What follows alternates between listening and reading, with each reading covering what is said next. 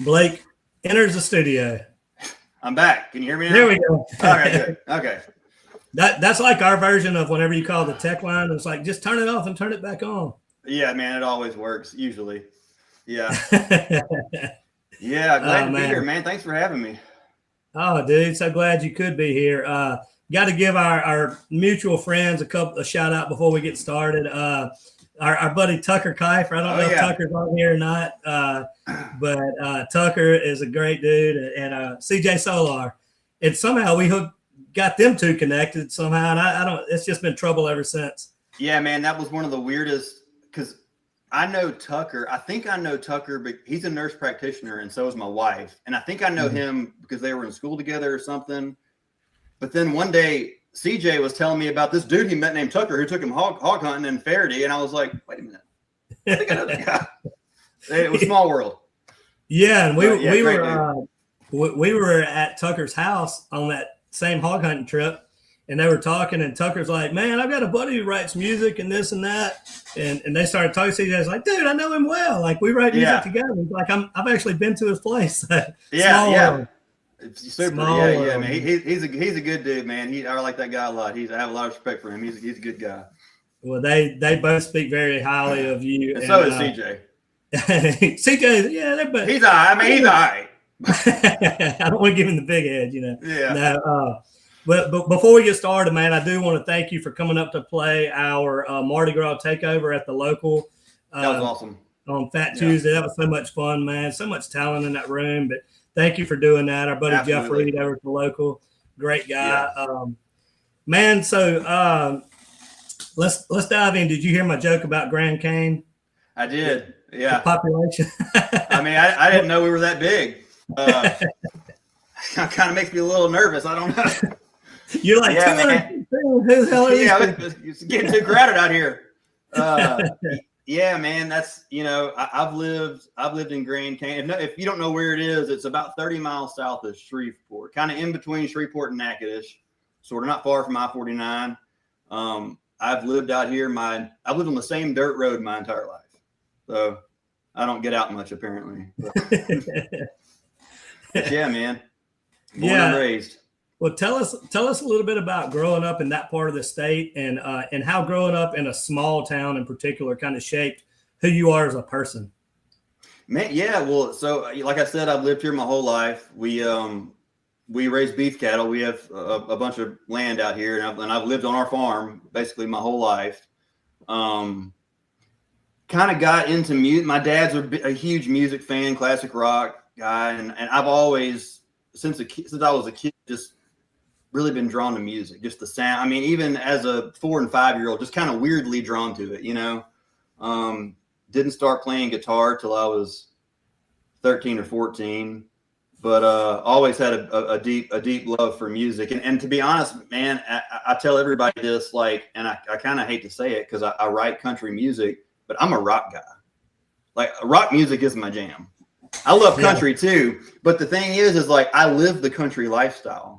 So that's way easier to write, than trying to write Metallica riffs. So, but yeah, man, I mean, and one thing we can get into is, so when I was a kid, we lived until I was 8 years old in a 14 by 72 single wide trailer on our farm out here. And a house came up for sale right down the road, right across from our property.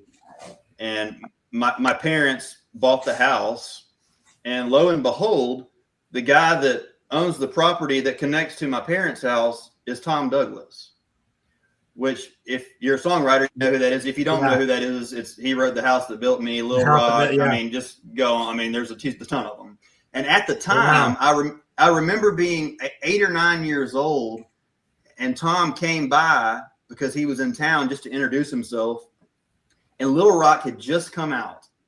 And he brought us a CD, and I remember getting him to sign it for me. Tom has been a huge inspiration and sort of a North Star for me in my songwriting career. And I owe a ton to that guy. So I kind of lucked out Yeah, you don't have this Tom Douglas pop up in your backyard every day. No, I mean, it was complete because he's not from here. It was his grandparents' property. He's from Atlanta. But his grandparents had property out here, and it just small world, one of those small world things, you know? But yeah, man. So let's, we're going to talk a lot about music here in a little bit, but before we get into music, tell me a little bit about, being a husband and a dad, and talk about your family a little bit. I want to give you a chance to talk about that before we dive straight into absolutely. Yeah, man. I've been with my wife since, let's see, I was 16 and she was 14. I'm 39 now. So, yeah, long time. We got married young. I was 23. She was 21, and she's a nurse. She's a nurse. We had our first child at, I think I was 27. And, I mean, I'm kind of trying to condense it a little bit, but I've been with my wife longer than I've been without her, you know? So, yeah. So that's, you know, she must like you. She must, or just, yeah, I don't know, got lazy or something. Well, there's only 216 other people to choose from. I know. Yeah. You know, really. So, yeah. So probably, probably just the options aren't that great. You're looking pretty good out of 216, man. Yeah. Well, hey, man, yeah, I guess, you know, if there's only that many, I can, you know, maybe I'm a 6.5 or something. I don't know. But yeah, man, I've got two boys. I've got a 12-year-old Hudson and a 4-year-old Riser, and you know, they keep us on our toes for sure. Are they country boys?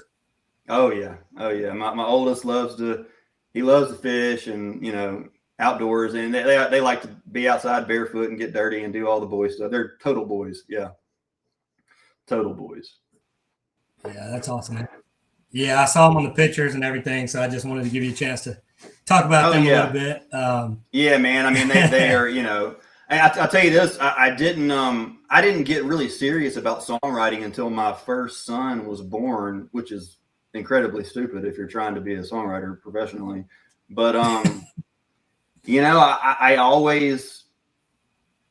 was always into music, and I wrote songs, but I just kind of, something about when my wife was pregnant and knowing that I was going to have a son, I was just kind of like, I got to try. I want him to know that I tried, you know? So that's when at 27 years old, right after he was born, that's when I was like, you know what, I'm going to give this all I got and see what happens. That's funny, man, because literally my next question was, what made you want to become a songwriter? And do you remember what lit that fire? Man, well, I'll tell you this, like I've always been into music, and I started playing guitar at around 13 or 14.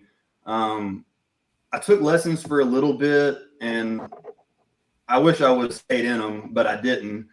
And, you know, I when I was 13 or 14 trying to learn scales and theory, and I'm like, dude, I just want to play Sweet Home Alabama. Like, come on. You know what I mean? So I'm kind of self-taught. But I always, like, I loved music, but I'm not the kind of guy, like, I don't really consider myself an artist. I don't like being in the spotlight. That's not really my thing, you know, but I love the creative process. And it really took me a long time to find my lane. You know what I mean? Like, kind of like, how can I make this work in a way that works for me, and not try to force, you know, trying to be some singer or whatever, which I had a band in my early 20s, and it was a lot of fun. We had a great time, but that's just not for me. You know, you sound great. I mean, you could obviously be an artist. I know you've probably heard that a million times. I mean, you sound great. You've got the voice for it. I appreciate it. I understand it. I mean, it's just not, some people just don't.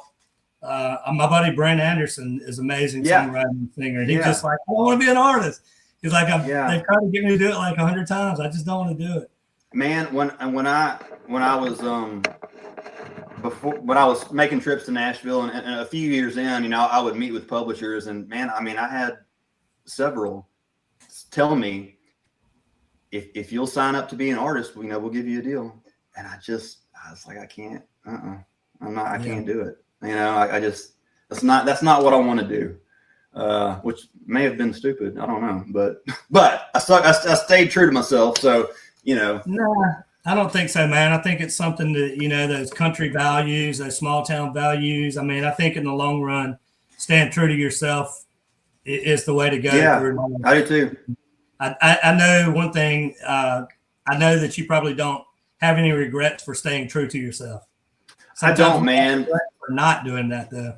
And I'll tell you this. And I mean, and if you're a songwriter, you deal with this, or you're going to, just the time that it takes for things to happen. I mean, like I've had 2 or 3 songs come out this year, and that one is going to be on that Kylie Fry Randall King. I think it's on her EP. It will be. I know she just released it as a single, so I didn't know. On the EP. But those songs are 6 years. The 3 songs I've had released, they're 6 years old. Yeah. And so you think you're not doing anything, but you're really just planting seeds. Some are going to die and some are going to grow, hopefully. So it's a struggle mentally for sure. Yeah, no doubt, man. Some of the songs that you hear on the radio, some of them are 10 years old. Oh yeah. I remember. I used to write for Jeffrey Steele at his publishing company, and what hurts the most, which was a freaking massive song, got pitched to everyone. Aerosmith had it on hold for a little bit.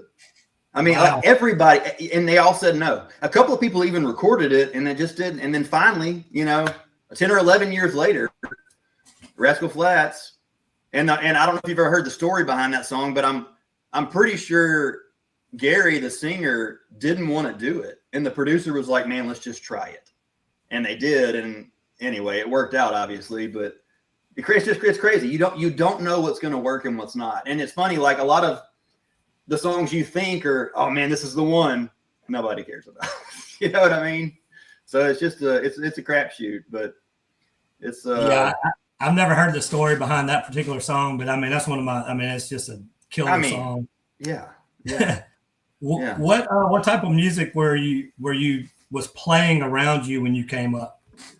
Man, when I was growing up, I mean, my dad is a big classic rock fan. He's a huge Rod Stewart fan, and the Faces, which was their original band, Rolling Stones. When I was a kid, I was super into Skynyrd, Zeppelin, all those 70s rock, Hendrix, all those 70s rock bands, and I have a deep love for 90s rock music like Soundgarden and Audioslave, Foo Fighters, all that type. I love all that type of stuff. I mean, I'm pretty much all over the map with the music. I remember I was probably, I don't know, 15 or 16 at the time when Keith Urban came out, and I remember seeing his video. I think it was for either Golden Road or Where the Blacktop Ends. And I watched the music video, and he's playing this ripping like guitar solo, and I'm like, okay, hell yeah, I can jive with that kind of country music. Like that's awesome. You know what I mean?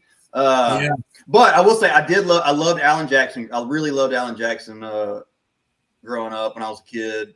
Clint Black, those 90s country artists, that was all great stuff. But I remember Brad Paisley and Keith Urban really kind of turned me on because I was, I don't know, they had this kind of, especially Keith, this kind of rock feel to their stuff, kind of Eagles-ish, and I love that kind of stuff.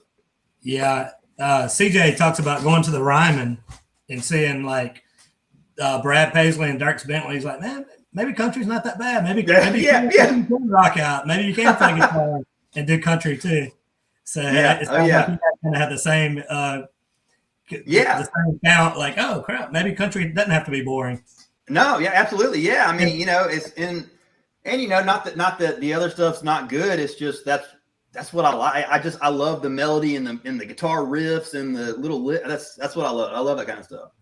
Yeah, and that was a big turn for me. There's a lot of electric guitar in country. I mean, almost everything's got electric guitar now. Yeah. Oh yeah. Yeah. So we've been putting together this website and putting together like a regional artist listing, and we've got you on there, and awesome. And but it's kind of cool because we broke the state down into 10 regions. And what I've noticed, I'm like, man, there's a couple of hot spots. Like Acadiana region is like this super hot spot. And then I noticed like the Shreveport region is a hot spot. Yeah. Jordan Going Jacob all the way Davis. back to like the Louisiana hayride days. So Oh, that's yeah. what do you why do you think that is? Is there something in the water or what? What's going on? In the water, something in the dirt. I don't know, man. So, yeah, I don't know what it is, dude. But yeah, I mean, honestly, I can. There's a couple of guys that I went to high school, or not high school. I went to school with them, elementary through high school. One of them, his name is Kyle Roop. He's from this area, and I mean, literally one of the best guitar players I've ever heard in my life. I mean, and he's played the Opry. He's played for Craig Campbell and several other people. He runs a studio now. And I had two other buddies who were in a rock band, and they had a record deal for a long time, toured the U.S. and Canada. I don't know, man, but I mean, there's definitely some talent in this area. And you got the almost exactly opposite from where I am is where Lainey's from. I mean, there's a ton of talent in the boot. That's for sure. Yeah. I mean, when you add it all up, our website has over 100 songwriters and artists listed right now. And there's still some that we have to add. And I mean, it's not just like BS people we're throwing on there. I mean, they're talented. Yeah, legit. I mean, like James Dupree and Brian Martin's one. I mean, there's tons, Yeah. We had James on the show. I mean, that dude can. Yeah. Yeah, he's pretty good. Yeah. Well, that's what a lot of the viewers are finding out. This is our 15th or 16th show since we started. We do it every Tuesday night, and like almost every week I get texts is like, man, that guy was really cool and sounded great and all of that. I mean, so doing this, because we've got people from South Louisiana that'll watch this and all over. And so it's kind of cool because they get to find artists that aren't from their region. And Alex and I were talking about this one day, how, and we're trying to change this, is sometimes it's hard to go from like parish to parish. And people, you might be super famous in this parish, and then you go 3 parishes over, and they're like, "Who? I don't know." Like, yeah. So we're trying to change that, and I think it's working, man. Yeah, dude, I love what y'all are doing. I mean, and the Mardi Gras round y'all put on in January was, I mean, I don't know if everybody knows this, but freaking Randy Travis showed up. So that was amazing, wasn't it? I mean, I mean, you kidding me? That was awesome. And like a venue, like a 500 square foot venue. That was incredible. I mean, I don't know if that was me and you sitting down there talking. I was down at the end of the bar talking to somebody. It was like 4 of us kind of sitting there. Somebody's like, "Hey, there's Randy Travis coming this way." We were all like, "What?" Dude, I was sitting next to Rick Huckabee, and I was like, "Man, is that Randy Travis?" And he's like, "Yeah, dude, that's Randy." It's like, holy shit, like it's crazy. He was so nice, man. Oh, dude, I mean, that was thanks to James Dupree. I know. Yeah. I wanted to mention that too. Yeah, 100%. I mean, yeah, James does an incredible job at what he does. And Miss Mary, I think, is Randy's wife now. I think it's Miss Mary. She was super sweet. They were so sweet to all of us. Like, that was super cool. A little background for our audience that is Blake is one of the few people that I know that's been able to live 10 hours away from Nashville and still build a name for himself there. That doesn't happen for the viewers. That doesn't happen very often. No. Like you've been in the room with some talented writers. Like we talked about Tom Douglas, the house that built me, Jeffrey Steele, What Hurts the Most, and a couple of Louisiana guys, Jim McCormick, CJ. Oh yeah. Yeah. They each have multiple number 1 hits themselves. Yeah. So I guess 2 questions. When did you start traveling back and forth to Nashville? And then also, when did you kind of catch that first break as a songwriter? Well, I'll tell you. So my son was born in September of 2013. And after he was born, I was like, I got to try this. I got to try it. So in 2014, I'll say this. I had been to Nashville back and forth a few times throughout my late teens and early 20s, but I was kind of flirting with it. I wasn't serious about it really. I would just go to like these NSAI events and stuff, and it was fun, but I wasn't dedicated yet. But in 2014, I was like, okay, I got to figure this out. So I would get online and I would find any kind of songwriting seminar that was going on. And I think in 2014, I made a couple of trips, and then 2015, bumped it up to a few more. But man, I mean, just networking like a madman. I mean, honestly, just like networking and how I got my publishing deal in 2018. Jeffrey Steele I think he still has it. It's like an online songwriting boot camp. I think it's called Jeffrey Steele Academy. And obviously he's an incredible writer, one of my favorites. And I was like, man, I'm going to sign up for that. So I did, and got to know his daughter, Casey, who works at Three Ring Circus, his publishing company, and kind of got to know Jeff a little bit. And I mean, honestly, it evolved pretty naturally. Like it was just he kind of dug what I was doing. And during that time, I wrote Hallelujahville with Tom Douglas and another guy, Brett Taylor, and it was on hold. And then Jeff was kind of like, all right, man, let's see if we can work something out. So we worked out a deal, and I mean, it was very fair. He's a songwriter, and he knows how hard it is and how you can get screwed. But I mean, it all evolved naturally, man. And I mean, it was just going back and forth, and dude, I'll tell you another story. Right before we wrote Hallelujahville, this was 2017, I think, 2016 maybe. My wife and I sold my house out here on our farm to my sister, and we were renting a little house in the big town of Grand Cane, and we were moving to Nashville. Like that's what I got to move to Nashville. I want to be a songwriter, and I would talk to Tom Douglas about it a lot. He was a big mentor, and he convinced me not to move. I remember I went and had dinner with him one night, and by the way, every other publisher and songwriter I'm meeting is saying, you got to be here. People aren't going to take you serious. You have to be here. And he said, I never will forget it. He looked at me and he said, Blake, he's like, I know what I'm telling you is the opposite of what everybody else is saying, but I think the biggest mistake you could ever make would be to uproot your family and move to Nashville. He said, you're going to lose your edge. He was like, the thing that makes you is where you're from. He's like, that's your thing.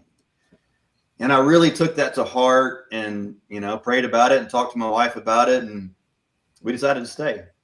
And right after that is we wrote Hallelujahville. It got on hold. I got a pup. Like things just kind of started, happening, I guess. If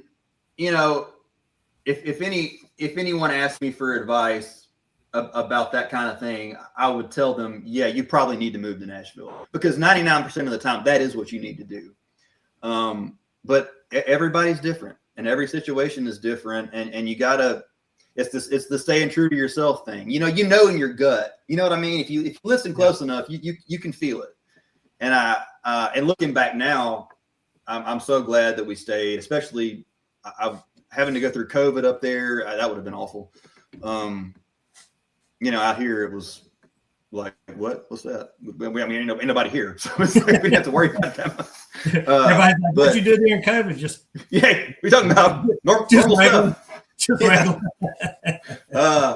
So yeah, man. I mean, it's and all that said, it is a struggle, and I mean, I've missed out on things not living there.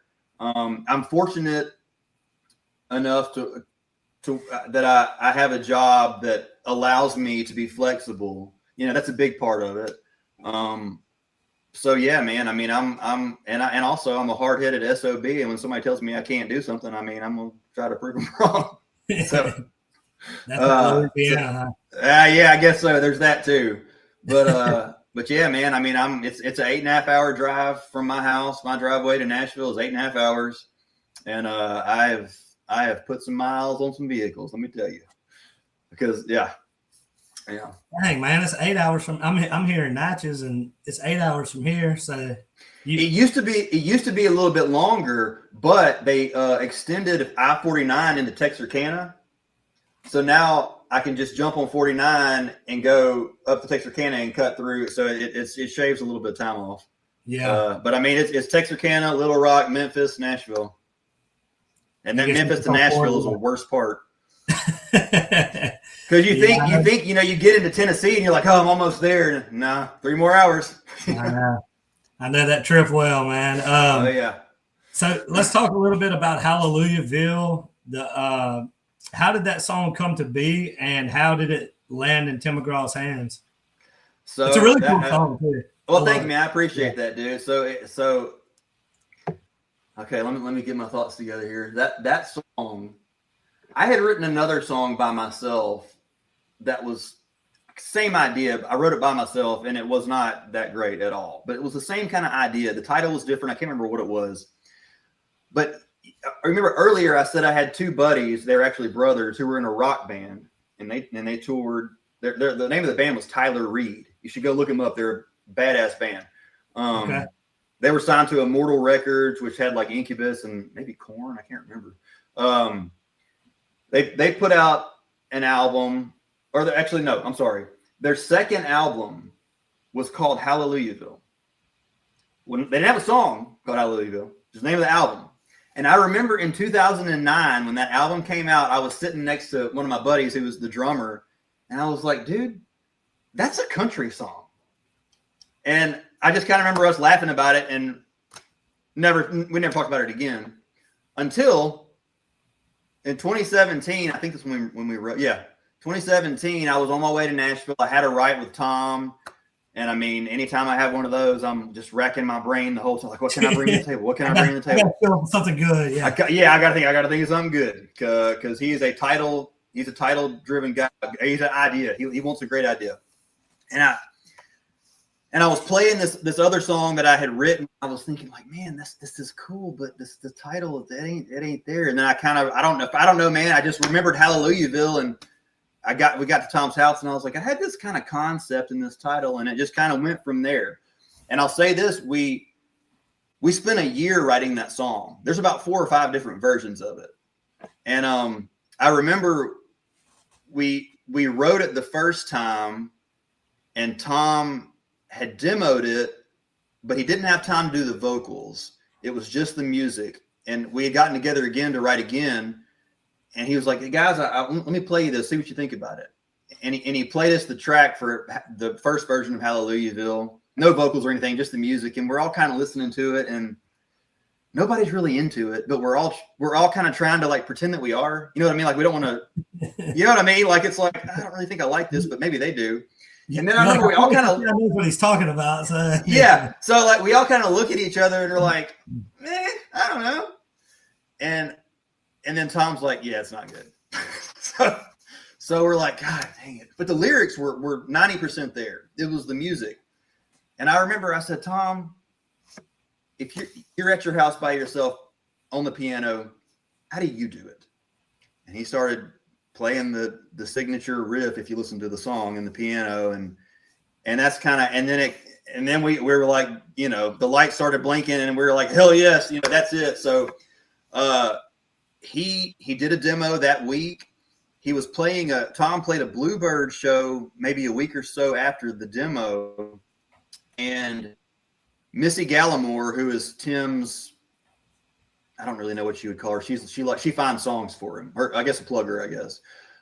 Missy Gallimore was there with Faith Hill. And Faith Hill came up and sang Meanwhile Back at Mama's with Tom, because she's on that song with Tim. And Tom said after the show, he went up to Missy and Faith and was like, I hate to do this, but I've got a song I think Tim might like. Can I send it to you? And that's how it got to him. I met Tim about a year later, and he was at his island in the Bahamas when they sent it to him, and he told me, and I'm like, okay. But yeah, man. So that song got put on hold January of 2018, and it came out August of 2020. A long time. Yeah. Over 2.5 years. Yeah, of being on hold. I mean, there was a few times where I thought we had lost it, because he he had just started collecting songs for that new album. And a lot of times they'll start collecting songs and then they get kind of tired of them and then move on. And I thought that's what was going to happen, but thankfully he didn't. And they did a great job on the song. I mean, really with the strings and stuff, it turned out really, I mean, and that was my first, major cut by an artist. And, I guess a part of it was probably like, oh, well, this isn't too hard. I mean, I got Tim McGraw, like, you know what I mean? And then you get proven wrong real easy. But yeah, you might think it's a little easy. Whew, yeah. That was. I mean, I'm so. The fact that I got a song cut with Tom and Tim. I mean, it's awesome. So yeah, that's a career right there, man. Dude. That's so. You did. Yeah, dude. Yeah, that was I never will forget. And man, my wife and I. He was playing the song on tour for a long time, and in 2019, right before COVID really hit, my wife and I drove to Oklahoma to go see him live, and I ended up getting some backstage passes and got to meet Tim and talk to him a little bit about it. And man, he was so nice. And before he performed Hallelujahville, he called me out from the stage and was like, "Blake Griffith's here. He wrote this." I mean, it was you talk about like on cloud nine, you know what I mean? I mean, that was incredible. I never will forget that. But yeah, man, that's the story of Hallelujahville. And I'll tell you this too. I mean, another reason that song is so special to me is because every word in that song is true about me. It's like, promised her forever at 17. I gave my wife a promise ring at 17. Bust my ass on big machines. I work in a machine shop with my dad. I don't know, like, it's all true. It's real, and that means a lot to me. I love songs that are real, Yeah. Speaking of a song that's real, I'm digging the new Kylie Fry and Randall King dude song. Yeah, man, I'll tell you. Okay, so here's funny about that. I didn't know that was out. I got on Instagram and was like, I think I wrote that. I had no idea. I had any idea, no idea whatsoever. But yeah, that turned out really good. Yeah, that turned out really good. I was really pleased with how that came out, and they both sound really great on it.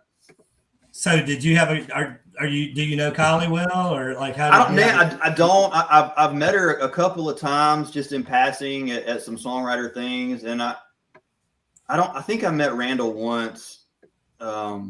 He was maybe writing with Jeff at Three Ring. But Kylie's she's a Louisiana girl. I mean, she's Billy's Boudin, right? Yeah, that's right. Yeah, we had her on the show a while back. Yeah, she's okay. Great. Yeah. I mean, yeah, she's awesome. She's great. I mean, yeah, she's one of those that she's got it, whatever it is, Mm-hmm. Yeah, she's this person is popping, man. I mean, she's already done great, but I mean, she's so talented. Just another Louisiana artist. But that's a really cool song, man. I really dig. Oh yeah. Well, thanks, man. Yeah, I wrote that one with Jeffrey Steele and Shane Miner, and they stayed really close to the demo. The demo is very, very similar. Shane sang the demo, and actually on the demo, I think George Strait's band was the band that played on the demo, and all that fiddle and stuff was on the demo as well. So it was cool to hear that they kept that. Yeah. It's got that Texas in it for sure. Oh, dude, that's probably the only song I've ever written that sounds like that. Well, it's called Fort Worth. So, I mean, it's got. Yeah, I mean, it had to have that Texas swing thing, Two more quick songs that I want to go. I don't want to keep you all night, man. But no, you're good, man. Couple of songs that I wanted to hear, because this song, number one of them is I want to hear a little bit about Cowboy Time Machine. And then the other one that I want to hear a tad bit about is just the a one that I'd never heard, to be honest, before today, is Clean Hands with Neil Union. And that's a really cool song, man. So if you want to kind of tackle so let's see. So Cowboy Time Machine, I managed to finagle a write with Jeffrey Steele and Tom Douglas. And which I mean, like, I did not belong in that room, but I was there for whatever reason.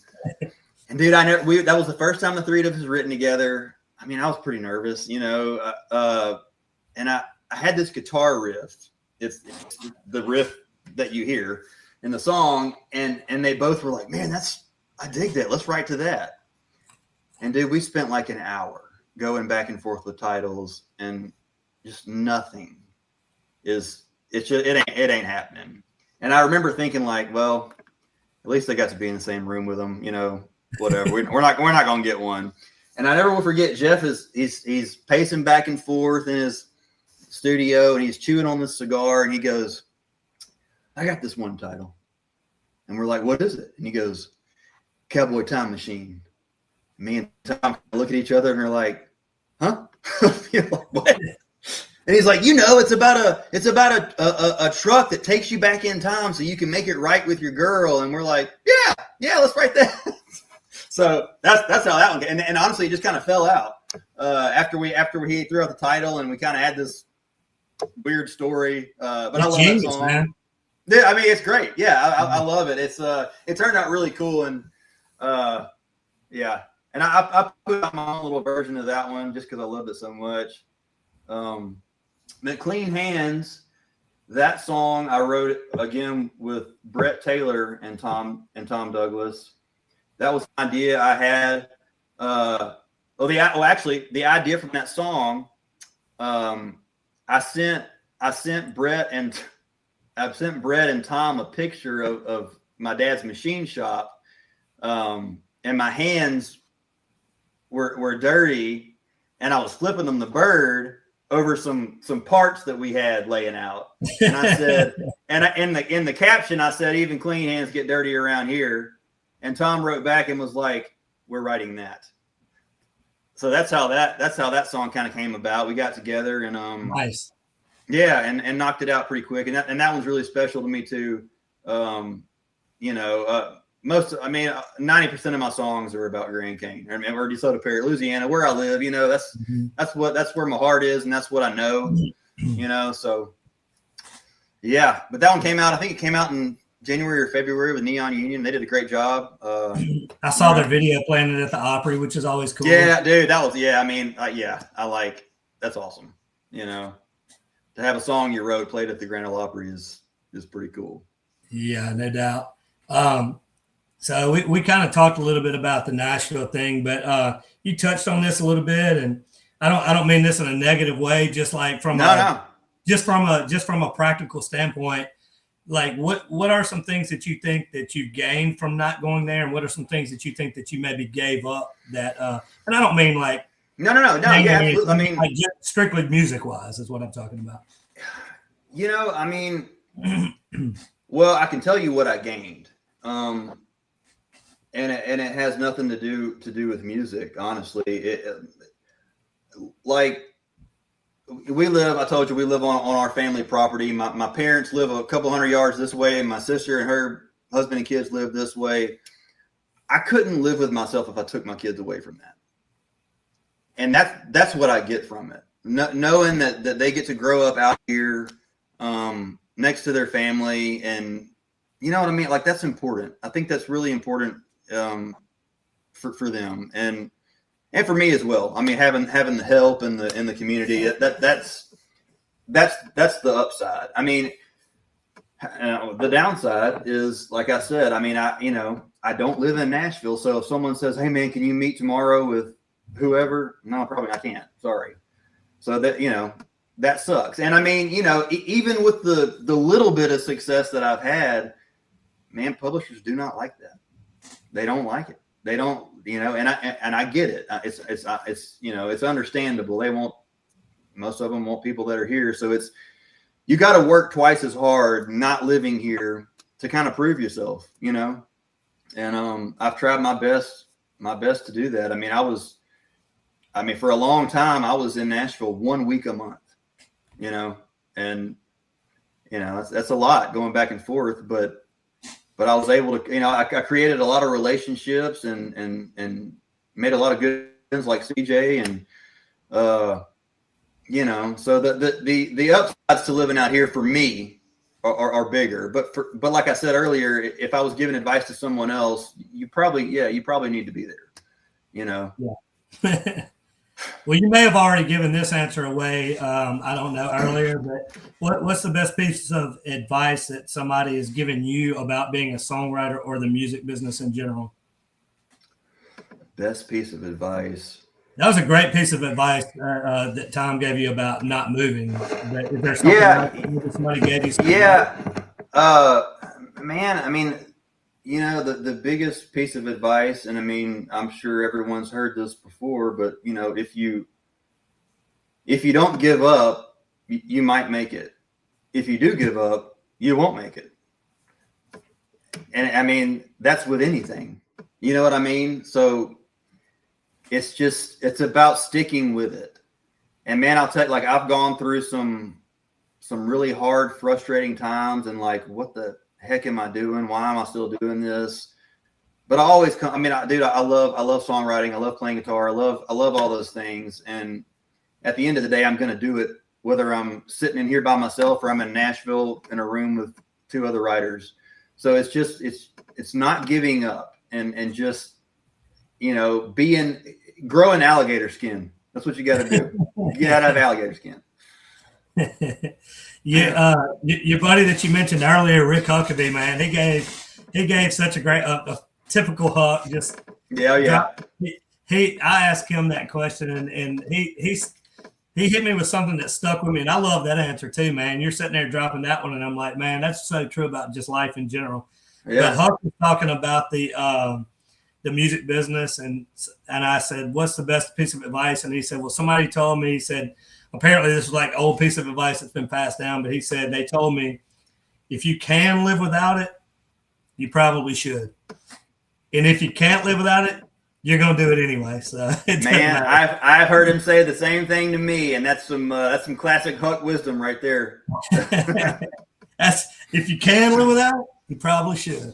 Yeah. No, I mean, that's he's exactly right. Man, I can't remember who it was. I think it was Craig Wiseman that said it. I can't remember, but I was at some songwriting seminar a long time ago, and it may not have been him. I can't remember, but whoever it was a big hit writer, and he was like, well, let me see a show of hands. Like, if you could do something else, would you?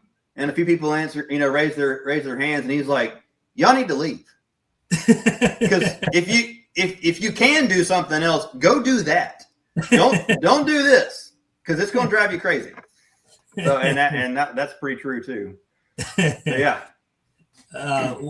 As a songwriter, man, what do you hope that 2026 has in store for Blake Griffith as a writer?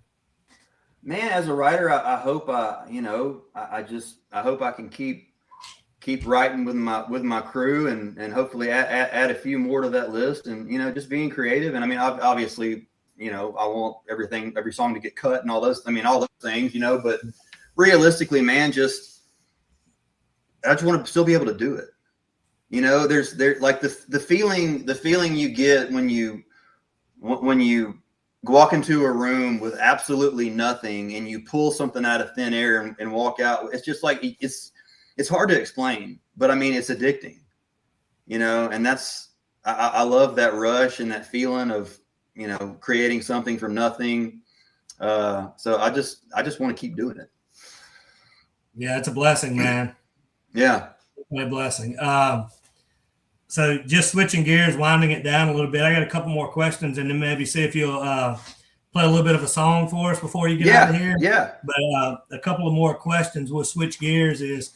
So you're a self-proclaimed, because I saw it on your Instagram, badass barbecuer. Yes. Did anybody else proclaim this, or like? So what's going on with that? Well, I don't know if anybody else said it like that, but so yeah, dude, I used to do a lot of competition barbecue. Like, I was in that scene for several years. I haven't done one since 2019. COVID shut everything down, and then we had a new baby in 2021. But yeah, man, I did a lot of competition barbecue and won a lot too, and had a barbecue catering business for a while. Still do a little bit on the side. But yeah, man, there's not many things in this world that I know how to do, but I do know how to cook barbecue. I can cook mean brisket. Maybe you are. If people are paying you for it, maybe you are badass. Yeah. You need a T-shirt. That should. I do. Badass barbecuer. Yeah, I need to see about getting that made. that's merch, baby. So what you're saying is next time that we have a Louisiana songwriters retreat, we could put you in charge of the food. Bro, I will bring the barbecue trailer up there. And what? CJ, yeah. Alex, y'all hear that? You let me know, and I'll make it happen. We got it on record now. Man, well, what we need to do is we need to have like a writers retreat down here. Down here, I know we need to have one back in Louisiana, don't we? Yeah. But we're gonna work. Let me know. I'll fire that sucker up, and we'll all eat good. We'll all have the meat sweats. We'll work on that. We'll get to work on that this week because we did one up there, and I know you couldn't make it to that one. But we should do one back here too. That'd be fun. Yeah, I know. I hated. I missed that one. That was we were at the beach that week and just didn't work out. But yeah, that was awesome. I mean, when CJ told me that, I was pumped y'all were doing that because that's really cool. They've got the peach pickers in Georgia and all that. We need some Louisiana. I don't know what you'd call us, but whatever. There were some great tunes that came out of that weekend. We had about 15 or 16 writers, and awesome. Yeah, Gabe Broussard down in Lafayette. He's got one that he put out on Instagram not too long ago. It sounds like he may be wanting to cut it. Oh hell yeah, that's awesome. I can't remember if it was him and Haydell or him and Joe Bryson wrote it, but Joe Haydell, he's a great dude too. Yeah. Yeah, man. So many of them, man. But yeah. So you want to? Do you mind? Do you got a guitar with you? Man. I'll play a verse and chorus of Hallelujahville. That's cool. Yeah, man. I'd love to hear you. Let me take these headphones off so I can hear myself. Okay.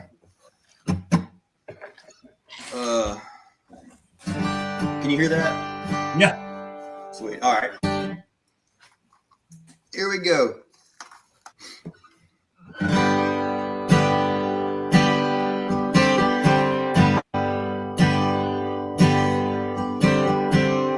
Born and raised 18 years, baptized and saved in a million beers. Nobody famous lives around here, and I'm okay with that. She's a drama, she's a mama, she's my country queen. I bust my ass on big machines, promised her forever at 17. I'm okay with that, but don't call us small town.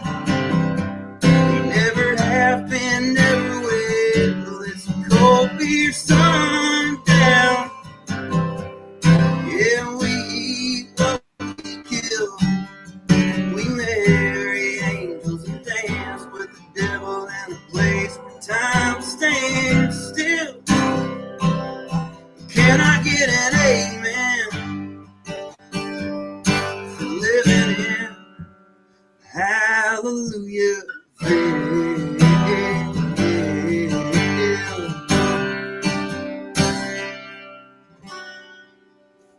There you go. Yeah, I love it, dude. That's thanks, man. Appreciate it, man. Well, man, dude, I had you on over an hour, man, and I know you got your wife probably hitting you in the back of the head with something going. Come on, you got kids to put No, man, you're good. I'm happy to do this, and I appreciate you asking me to do it, man. I love what y'all are doing. You seem to be making some waves, and I think that's really cool. So thank you, brother. This is what we're doing is much bigger than us as individuals. This is the time and the effort that we're putting into this is truly for everybody. And I know that you guys appreciate it because when we call, people are like, yeah, I'd love to come on.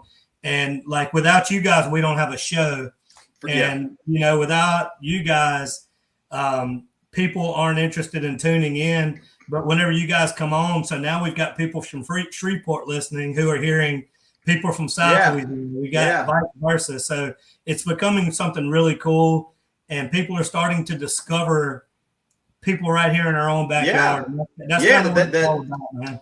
100% that they probably didn't even know existed. But no, it kind of creates a spider web of, networking, and that's great. Yeah. Yeah, and then get those venues back rocking, man, to where whenever you go somewhere or whoever else goes, people are like, oh, yeah, I know that guy, Yeah, yeah. We got to get you up in Natchez, man. We got to get you over here. We got we got to get you Tucker and bring you over. And Tucker's right here. He's about 15 minutes from me. Okay, are you in Faraday? No, he's in Faraday. I'm in Natchez. I'm right across the river. Okay, got you. Yes, that's right. Yeah. Yeah, man, when you do that, maybe we can squeeze in a little hog hunt or something in there too. Yeah, let's do it, man. I'm not much on the hog hunting, but I like to ride in the vehicle and dude, keep my lips wet while everybody else hunts. Yep, I totally understand that too. Brother, well, man, I enjoyed it, dude. It's great to hang with you for a little bit on a Tuesday night. A lot of great stories. I'm proud of you, man. If nothing else, I'm just proud of you for. I appreciate it. Sticking your ground, man, and doing it your own way, dude. That's very impressive. Well, I really appreciate it, man, and I thank you for having me on. Well, we'll see you soon, brother, and we are not going to forget about the barbecue situation. All right, good deal. Yeah, don't forget. We'll talk to you soon, man. Thank you. See you. Yes, sir. All right, brother.